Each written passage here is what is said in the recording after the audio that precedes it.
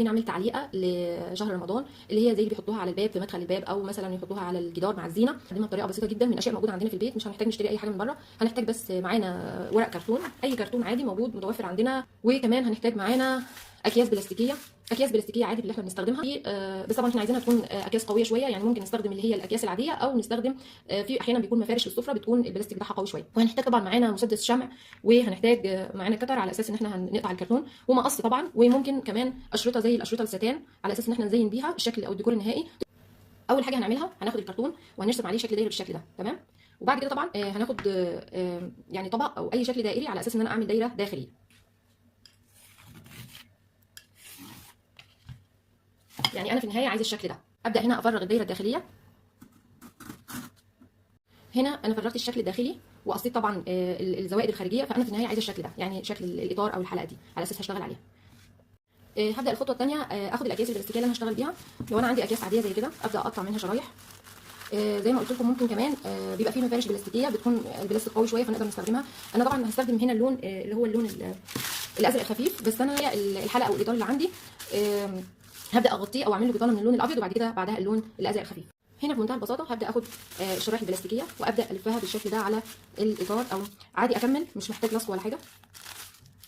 هنا انا غطيت الحلقه الكرتونيه اللي قصيناها بالكامل باللون الابيض من البلاستيك. هنا اللون الازرق الفاتح هبدا بنفس الطريقه ان انا اعمله زي شرايح كده بالشكل ده، وابدا ان انا الفها واغطي بيها كامل الاطار او بالشكل ده كده. طبعا الطريقه سهله جدا مفيش فيها اي مشاكل، مش محتاجين على فكره في البدايه نحط اي لصق.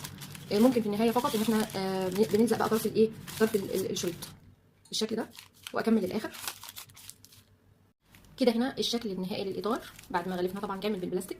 نيجي بقى دلوقتي لطريقه تزيينه.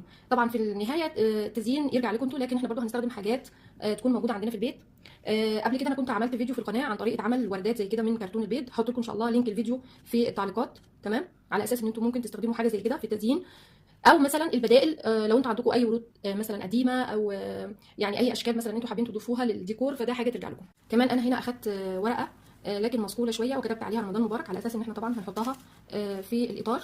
وكان عندي كمان اللي هو الورق اللي بيلمع ده او ورق الجلاتر، فانا قصيت عليه شكل الفانوس، طبعا هنضيفه برده للاطار. هنا في البدايه انا لزقت يعني الورق اللي مكتوب عليها رمضان مبارك.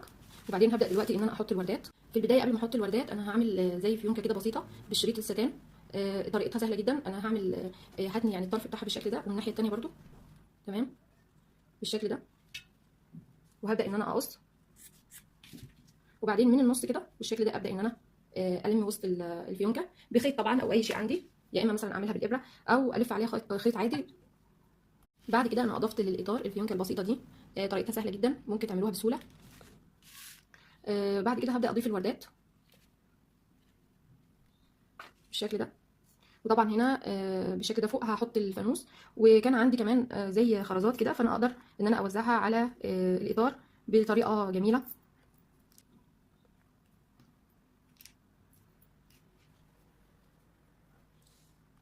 هنا انا خلصت اضافه كل الزينه على الاطار اللي احنا عملناه، وكده انتهى.